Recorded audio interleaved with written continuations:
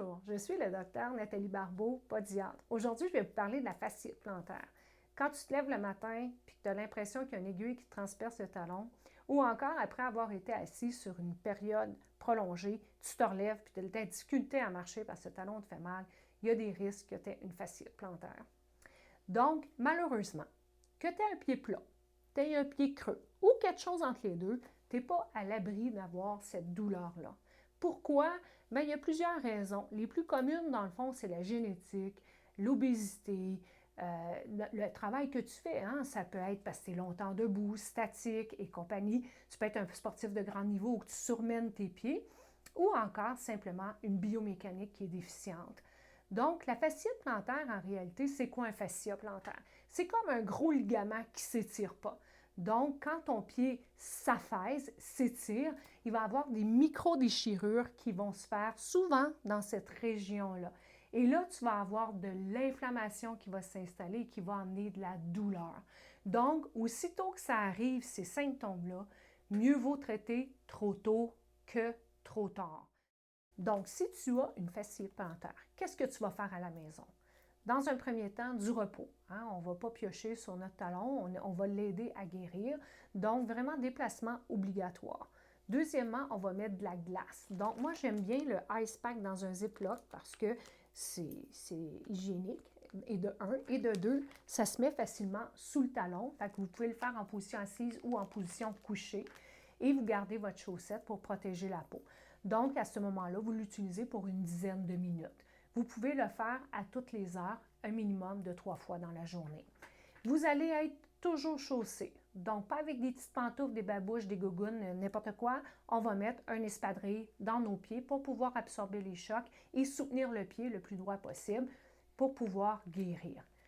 Troisièmement, vous pouvez masser la zone inflammée dans le but d'assouplir les structures et faire circuler les liquides. Ça va aider à la guérison. Et on peut pousser notre chance jusqu'à favoriser l'étirement au niveau de votre pied dans le but d'étirer le tendon d'Achille qui va permettre de garder le pied au sol. Si au bout de 3-4 jours, tu as toujours de la douleur ou que celle-ci augmente, c'est le temps de consulter ton podiatre. 819-693-9393. Donc, qu'est-ce qu'on va faire à ton premier rendez-vous? Dans le fond, on va aller évaluer si tu as bien une fasciite plantaire. Fait qu'on va aller palper les structures, on va aller voir qu'est-ce qui ne marche pas dans ton pied. Si on suspecte qu'il pourrait peut-être y avoir une fracture ou encore une épine de lin noir, on peut faire une radiographie. Par contre, si on suspecte qu'il y a une déchirure ou encore mesurer l'épaisseur de ton fascia parce qu'il est trop inflammé, on va aller avec l'échographie musculo-squelettique. Par la suite, on va te faire un examen biomécanique. C'est quoi ça?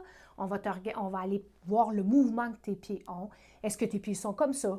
Comme ça. Est-ce que tu marches à la pointe des pieds? Est-ce que tu marches comme si tu avais 500 livres? Etc. Et en fonction de ce qu'on va observer, bien, peut-être que tu auras besoin d'orthèse plantaire ou peut-être pas. Et en fonction de ça, on ajustera notre traitement.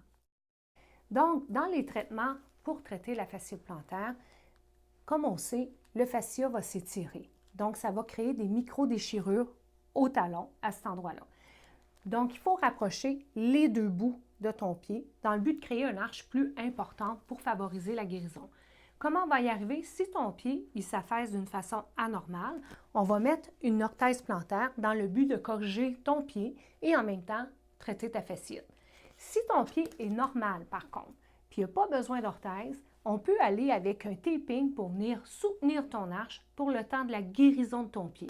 Souvent, le taping, on va l'associer avec du laser thérapeutique parce que le laser, lui, ce qu'il va faire, il va envoyer une longueur d'onde à tes cellules dans le but qu'ils guérissent plus vite, qu'ils s'activent dans le fond, pour pouvoir avoir un temps de guérison qui est beaucoup plus court. Fait que si on a fait ton taping, du laser ou encore des orthèses et du laser et tu guéris toujours pas, qu'est-ce qui nous reste comme alternative de traitement? Il est possible qu'on fasse une échographie puis qu'on aille infiltrer à la cortisone ton talon. La cortisone étant un anti-inflammatoire assez puissant qui va nous aider à atteindre notre objectif de guérison. Si ça ne fonctionne pas, on a le shockwave thérapie. C'est une espèce de marteau-piqueur qu'on va taper sur ton talon dans le but de créer de l'inflammation pour relancer le processus de guérison. Ça ne marche pas encore, il y a l'immobilisation. On peut être en bottes sans son, une espèce de grosse botte d'astronaute, ou encore avec des béquilles pour ne pas mettre de poids sur ton pied, évidemment. Tout ça ne fonctionne pas encore, mais là, on rentre dans le volet qui est plus chirurgical. On peut avoir une fasciectomie qui vient couper le fascia. On peut avoir des thérapies avec le plasma riche en plaquettes. Il y en a qui vont aller faire plein de petits trous à ton talon dans le but de relancer la guérison. Mais tous ces volets-là sont faisables, mais vous le comprendrez, ça va nécessiter un arrêt de travail plus prolongé. Donc, comme je disais au départ, mieux vaut traiter trop tôt que trop tard parce que la santé de vos pieds nous tient à cœur.